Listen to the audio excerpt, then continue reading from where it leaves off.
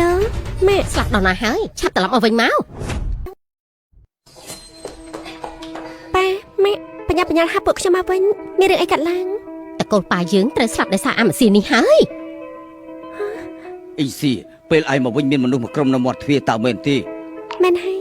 ប៉ាមិនគួរឲ្យរៀបការជាមួយនឹងអាចារ្យម៉ាស៊ីននេះទេឥឡូវនេះគ្រូសាហើយនឹងគ្រូសាផ្សេងទៀតមិនសងសឹកគ្រូសាប៉ាយើងហើយគ្រូសាប៉ារបស់យើងត្រូវចាប់ជាមិនខានទេឆ្លៀតមន្ត្រីមិនតន់ចេញពីធ្វើការបញ្ញាប់ទៅលេងលះគ្នារួចវល់អ្នកប្រុសហើឲ្យតែគ្រូសាយើងមានសង្ឃឹមរស់ណាអ៊ំប្រុសអ៊ំស្រីគិតច្រើនពេកហើយគ្រូសាហើការពារខ្លួនឯងមិនបានផងសងសឹកគ្រូសាប៉ាយ៉ាងម៉េចទៅបាត់មាត់មនុស្សខាងក្រៅនាំគ្នាមកច្រើនណាស់គ្រាន់តែឃើញដឹងថាមិនល្អហើយក្នុងដៃពួកគេដូចជាមានការរបស់អីផងបើមិនមែនមកសងសឹកមកធ្វើអីឯងនាំមនុស្សមកឆាប់តែដេញពួកគេចេញទៅវិញទៅអ៊ំស្រីគិតលើពេកហើយពួកគេប្រហែលជាគ្រាន់តែឆ្លងកាត់តែប៉ុណ្ណោះទេអេឯងបងចេញទៅបើបន្តិចទៅមានបញ្ហាអីកាត់ឡើងដឹងហើយអូនសម្លាញ់នេះកូនជគូតឯងនេះចំជាខួរក្បាលចូលទឹកមែនចង់ទៅរៀបការជាមួយអាម៉ាស៊ីនហ្នឹងបើឯងនៅទទួលស្គាល់ម៉ាក់ទៀតថ្ងៃនេះត្រូវលែងលះវាឲ្យបានណាអាយ៉ាណែសួស្ដីលោកប៉ាយសួស្ដីលោកស្រីប៉ាយលោកប៉ាយនេះគឺជាកិច្ចសន្យា80លានសហការជាមួយគ្រួសារចឹងខ្ញុំទៅ80លានក៏ទៅហ៊ានជោគចេញមកដែរលោកប៉ាយនេះជាកិច្ចសន្យា500លានសហការជាមួយគ្រួសារឈិនខ្ញុំទៅណាបានហើយ500លាន1000លានស្អីទៅក្នុងកាយភ្នែកគ្រួសារជើខ្ញុំគឺតិចតួចតែប៉ុណ្ណោះលោកប៉ាយគ្រួសារជើខ្ញុំសម្រាប់កិច្ចព្រមព្រៀងសហការជាមួយនឹងគ្រួសារប៉ាយត្រឹមតែមួយឆ្នាំប៉ុណ្ណោះគ្រួសារប៉ាយនឹងក្លាយជាកពុលអភិជននៅឡុងឈិនអូនសម្លាញ់បងយល់សពទីអី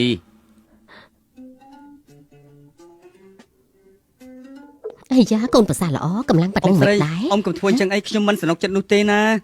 អាយ៉ាឯងមកបន្ទោសម៉ាក់វិញម៉ាក់ដឹងថាឯងមិនមែនជាម្ដាយក្នុងស្រះទេមិនអញ្ចឹងរឿងអីម៉ាក់ឲ្យអ៊ីងស៊ីរៀបការជាមួយនឹងឯងមានកិច្ចសន្យាទាំងអស់នេះមិនយូរប្រហែលទេគ្រួសារប៉ាយើងនឹងងើបមុខបត់ឡើងវិញខ្លាយទៅជាកំពូលអភិជនហើយទាំងអស់នេះគឺជាគុណសម្បត្តិរបស់កូនប្រសាយើងហើយវើយត្រូវហើយដើម្បីទទួលយកការមានបានថ្ងៃក្រោយយប់នេះឲ្យអ៊ីងស៊ីរៀបចំកិច្ចសន្យាជាមួយនឹងឯងដែរហាឲ្យតែពេលយប់ឡើងខ្មោចព្រាយពោះចេញមកអស់ហើយ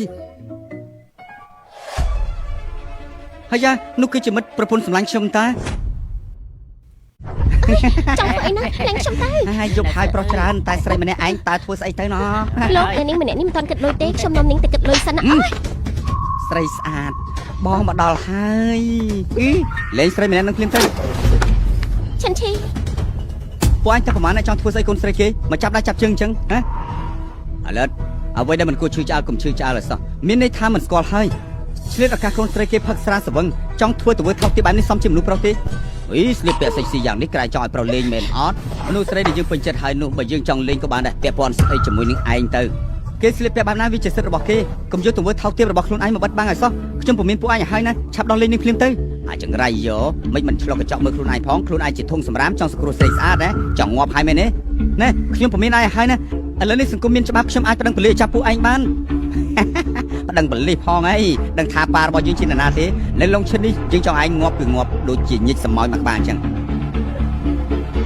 ប៉ាឯងជានរណាទៅសួរម្ដាយឯងទៅខ្ញុំមិនដឹងអូឯងឆាប់ប្រាប់វាភ្លាមទៅថាប៉ាយើងជានរណាឪពុកអ្នកប្រុសស៊ុនជាប្រធានសមាគមពាណិជ្ជកម្មឡុងឈិនឈ្មោះស៊ុនមីងឆាងគ្រប់គ្រងសេដ្ឋកិច្ចនៅឡុងឈិនអភិជនលំដាប់ខ្ពស់អ្នកណាក៏គ្រប់ដែរឯងជានរណាហ៊ានវាយកូនប្រុសរបស់គាត់ឯងស្លាប់ជាមិនខានទេ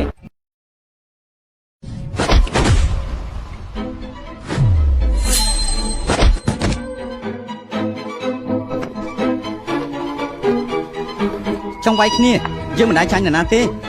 រៃហ៊ានវាយមនុស្សរបស់យើងផងជឿថាយើងសម្លាប់ឯងទេមុននេះឯងនិយាយថាពុកឯងឈ្មោះស្អីគេហ៎ប្រធានសមាគមពាណិជ្ជកម្មឡុងឈិនឈ្មោះស៊ុនមីឆាងអូគឺស៊ុនមីឆាងដែលធ្វើដូចជាកូនឆ្កែនៅចំពោះមុខពុកធေါ်ខ្ញុំហ្នឹងហ៎ធေါ်ឯជានរណាគេហ៊ានយកមកប្រៀបធៀបជាមួយពុកយើងផងមើលតែឯងដូចជាមិនដឹងពីពិធីទទួលអភិបាលខេត្តទេថាមានរឿងអីកើតឡើងនៅក្នុងពិធីនោះក៏ក្រៅទូទាំងក្រុងអ្នកណាដែលមិនដឹងទៅប៉ុន្តែឯងនឹងដឹងរឿងស្អីដែរលើពីការគិតរបស់យើងទៅទៀតនោះឬមួយក៏ឯងធ្វើជាអ្នកលើកមហូបឲ្យគេអាឡិតចង្រៃណែអាឡិតបើសិនជាឯងដឹងពីសាវតាយើងហើយយើងល្អឆាប់ចេញទៅកុំរំខានយើងឲ្យសោះណាយើងអាចធ្វើឯងបាត់ខ្លួនពេលណាក៏បានដែរសម្ដីអ៊ុតមែនទេកុំថាឡាយឯងទោះបីជាពុកឯងមកដល់ក៏មិនហ៊ានធ្វើខ្ញុំបាត់ខ្លួនដែរឥឡូវនេះខ្ញុំទូរស័ព្ទឲ្យឪពុកឯងខ្ញុំចង់ជួបឪពុកឯង ចាំមើលតាគេបដាកូនរបស់គេយ៉ាងម៉េចបានជាធ្វើប្រទេសប្រដាបែបនេះតាមផ្លូវបានបើសិនជាឯងចង់ស្លាប់យ៉ាងនេះពេញបំណងឯងចុះ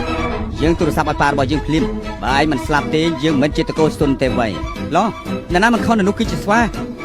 លោកប៉ាមានគេចង់វាយខ្ញុំមកឆាំមកជួយខ្ញុំផងអ្នកណាគេហ៊ានវាយកូនប្រុសយើងលេងចង់រុះឲ្យតើមែនទេកូនប្រុសចាំផ្លេតប៉ាទៅដល់លើហើយ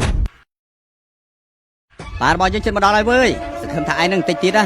នៅមាត់រឹងដូចពេលនេះដែរទេគេអាំងឪពុកគេជាប្រធានសមាគមកែងក្អាងនៅឡុងឈិននេះគ្មានអ្នកណាហ៊ានទេយ៉ាងណាខ្ញុំក៏មិនអីដែរយកល្អទៅវិញតែបើគេចង់ធ្វើស្ដាច់ត្រាញ់យើងកាន់តែមិនអាចទៅណាថ្ងៃនេះបើសិនជាមិនបដៅគេទេថ្ងៃក្រោយមានមនុស្សស្រីជាច្រើនទៀតដែលត្រូវជួបគ្រោះថ្នាក់អរគុណហើយដែលលោកជួយខ្ញុំតែឥឡូវមិនមែនជាពេលអួតទេយើងឆាប់រត់ទៅកុំបារម្ភអីតាចាស់សុំមីឆាននោះមិនហ៊ានទាំងផំនៅក្នុងកម្មវិធីផងឥឡូវនេះទោះបីជាឲ្យថ្លាម10ទៀតទៅគេក៏គេមិនហ៊ានធ្វើស្អីខ្ញុំដែរអាឡិត